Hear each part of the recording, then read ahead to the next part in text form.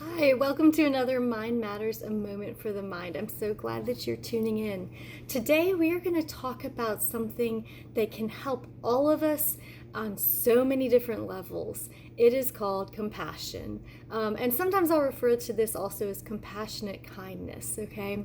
But what is compassion? So, compassion is seeing suffering or seeing someone in a struggling emotional state and having the desire to just help alleviate that suffering. Okay, so we can look at compassion in a whole variety of different ways. It may be practicing compassion may look like just sitting next to someone in a time when they're struggling or having a challenging situation going on. It may be reaching out and holding the door for someone who needs the door held open for them. It may be just noticing that someone is suffering and sending them thoughts of well wishes, because that is something that we can do, even if we don't know who the person is or don't have the capacity to be able to go over there and physically help them in some way. Okay, so compassion can look a variety of different ways. There's some really, really, really amazing and wonderful things about compassion.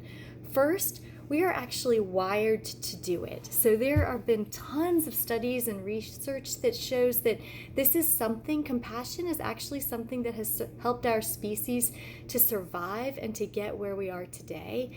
So we are actually wired to help each other out and to support each other and to be nurturing and loving towards each other, especially in times of need. That's pretty cool. And I will actually post links to some of these research studies and other articles that talk about this a little more because it's really fascinating. Okay, we know that it helps us.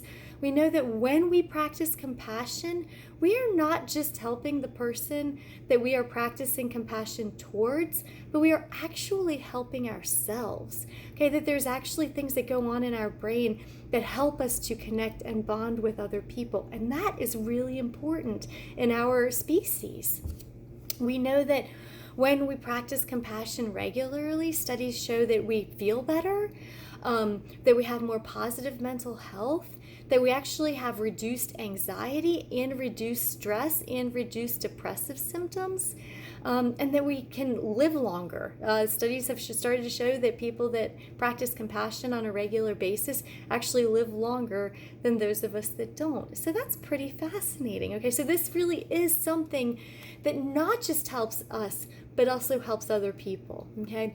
And one of the really neat things about compassion and kindness is that the more that we do it, the more that it spreads, okay? The more that others are able to do it, all right? So the more that when we are reaching out and our nervous system is in a place of wanting to help and being calm and really reacting positively towards reacting in a place of nurturing and compassion and care towards someone else's suffering or situation, that person's nervous system picks up on it.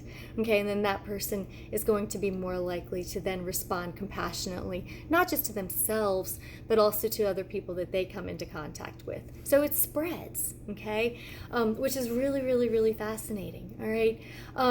So one of the things that I want to make sure that you know is that when we are, taking these moments throughout the course of our day to just help each other out in whatever way that looks like, we're not just helping the other person out, but we're helping ourselves out as well. We're not just helping ourselves out, but we're helping the community out as well.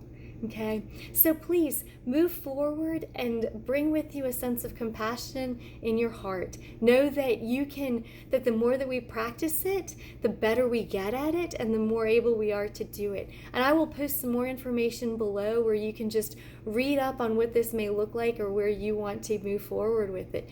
But until then, take care of yourself, practice self-compassion towards you and compassion towards those around you. I hope you have a wonderful rest of your week, and until next time, I wish you well. Take care.